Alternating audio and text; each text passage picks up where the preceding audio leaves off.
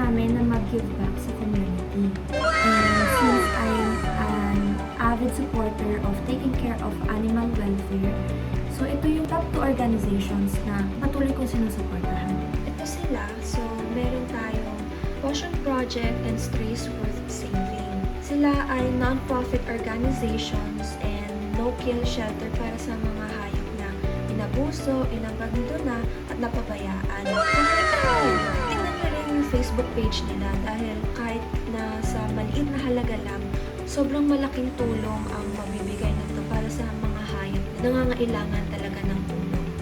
Alam niyo ba guys na yung pangangalaga sa mga hayop ay isa lang to sa napakaraming paraan para makatulong sa komunidad at hakbang na rin tungo sa pagkakaroon ng tinatawag na sustainable living.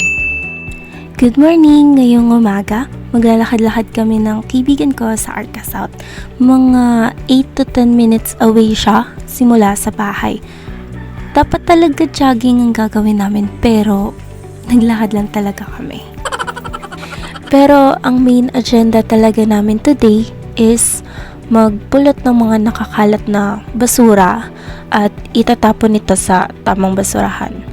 Dito sa lugar namin may mga basurahan naman na nakalagay sa mga kanto pero may mga tao pa rin talaga na iniiwan lang nila mga basura nila kung saan saan. Kaya naman in our own little way, ito yung paraan na naisip namin para makatulong sa kaayusan ng kapaligiran. Ayon nga sa isa sa mga environmental principle, conserve the Earth's vitality and diversity. Panatiliin nating malinis ang ating kapaligiran para ma-maintain ang biodiversity tungo sa healthy na planet.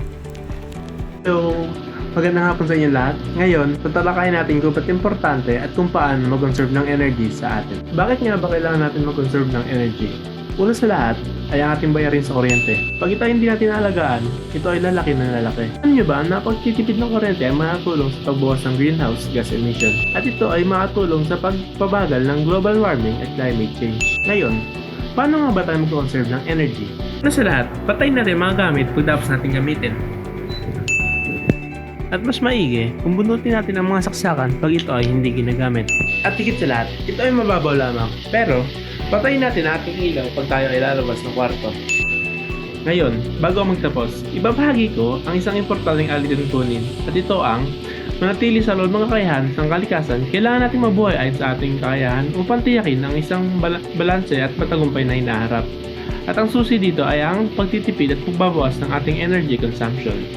Ayun lamang, salamat. Hi guys! So ngayong araw, mag-share ako sa inyo ng 3 small tips na pwede ninyong gawin para sa ikabubuti ng ating kapaligiran. Tip number 1, iwasan na natin yung paggamit ng mga plastic bottles or mga styro cups kapag umiinom tayo.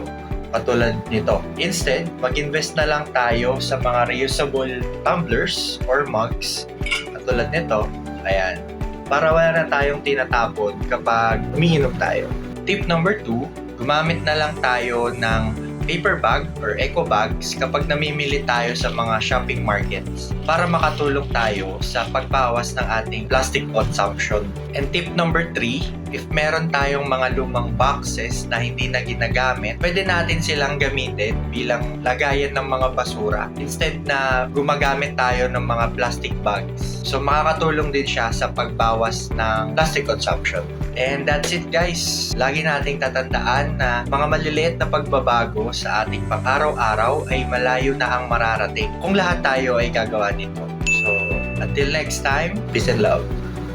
Magandang araw sa inyo lahat. Ako ay si John Tadeusz Ventura at ituturo ko sa inyo kung paano mag-alaga sa environment at magturo sa community sa paraan ng pagturo sa inyo kung paano mag-recycle. Simulan natin sa mga tubo. Di ba may mga tubo kayo dyan sa mga tabi-tabi. Sunod naman, may mga plastic na bagay-bagay kayo. Tulad nito mga Domex, yan, tsaka itong mga lalagyan ng alcohol. So pwede natin yan i-recycle sa mga maraming uses. Maging creative lang tayo at mga utak. Tulad nito, itong dating lalagyan ng softener naging basurahan na. So naman, itong blue na bottle. Di ba may mga blue na tubigan dyan? So ginawa namin yung lalagyan ng mga maliliit na bagay. Sunod lang yan, ito.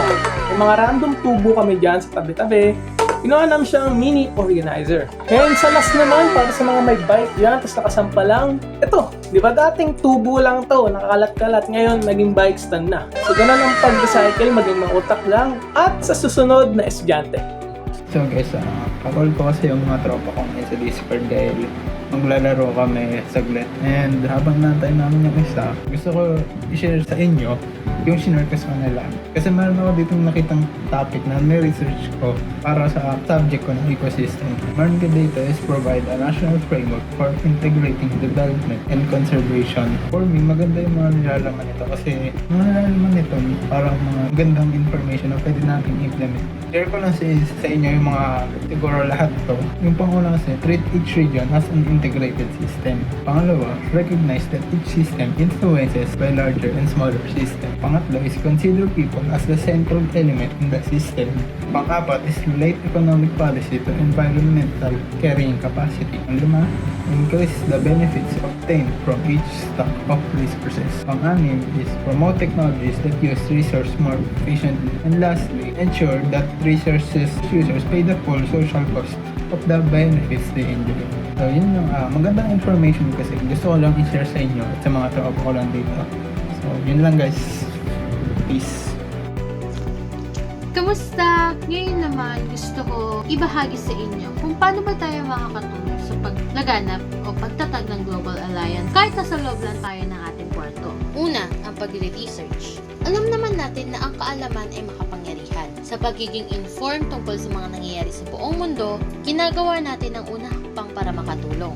Katulad na lang ng ginagawa ko, babasa ako ng mga articles at latest news para sa sarili kong kamalayan at pag-unawa sa paligid natin. Pero hindi doon nagtatapos. Pwede natin gamitin ang ating mga social media para mag-share or mag-repost ng mga content tungkol sa mga issue sa mundo. Ito man ay tungkol sa klima, social justice, or humanitarian efforts, pwede natin gamitin ang ating personal platform para makatulong sa global awareness. Ang galing, di ba? Pwede tayo maging advocate sa pamamagitan ng mga daliri natin. Kaya gamitin natin ang ating kaalaman at mga boses para makatulong sa pagpapalaganap ng Global Alliance na nakabase sa tiwala, pag-unawa, at ang commitment na gawing mas maganda ang ating buhay. Bye! Ang mga prinsipyo ng sustainable living ay may malalim na kahalagahan para sa ating kalusugan, kalikasan, at hinaharap ng ating planeta. Sa pamamagitan ng pagpapahalaga sa paggamit ng likas na yaman at pagtataguy ng ekolohikal na pamumuhay, nagiging daan ito sa mas maunlad at sustainable na kinabukasan. Mahalaga ang pag-unlad ng mga gawi at asal na naglalayong mapanatili ang kahusayan ng ating mga yaman at protektahan ang kalikasan para sa mga henerasyong darating. Sa pagtutok sa sapat na supply ng enerhiya, pagkain at iba pang pangangailangan ng tao, maaari nating masiguro ang pangmatagalang kaunlaran at kaligtasan ng ating mundo. Hanggang sa muli, mag-ingat kayo at stay sustainable.